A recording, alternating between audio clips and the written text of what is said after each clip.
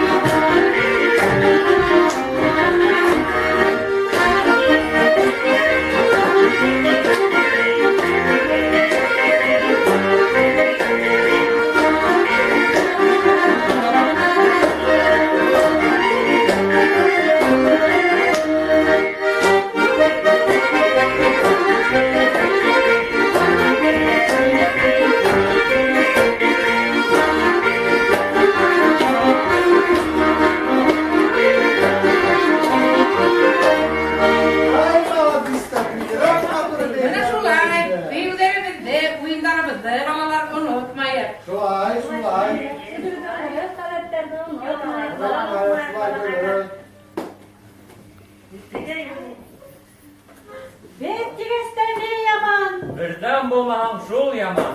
İki tigesten yaman. İlhir kalan şu yaman. Üç tigesten yaman. Sesenen bilmegen tel yaman. Dört tigesten yaman. Sekiz buhan şul yaman. Beş tigesten yaman. Batırı yok il yaman. Altı tigesten yaman. Azga kungen kup yaman. Yedi tigesten yaman. Yedi buğunun bilmegen şul yaman. Ye utreden gitti bu onu da bileye. Vurup karakterini devam etmeye.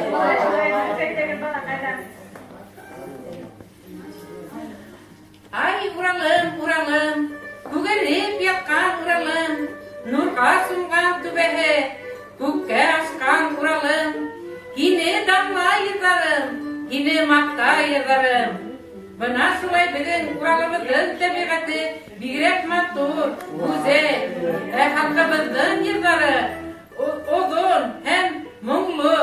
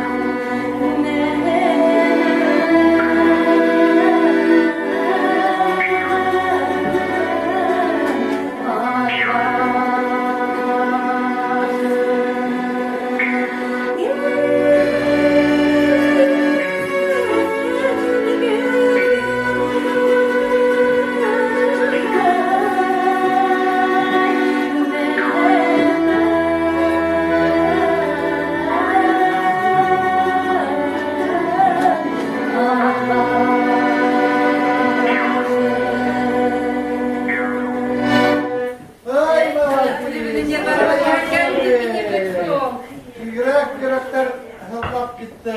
Bulmağa oğlum bir beyip alahın valla. Buldurabız bana.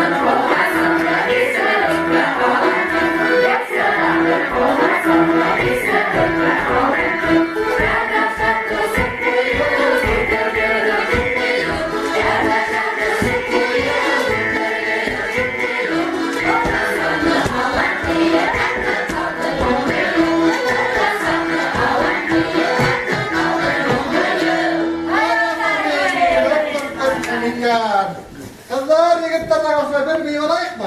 Kadar bir kalaya kadar.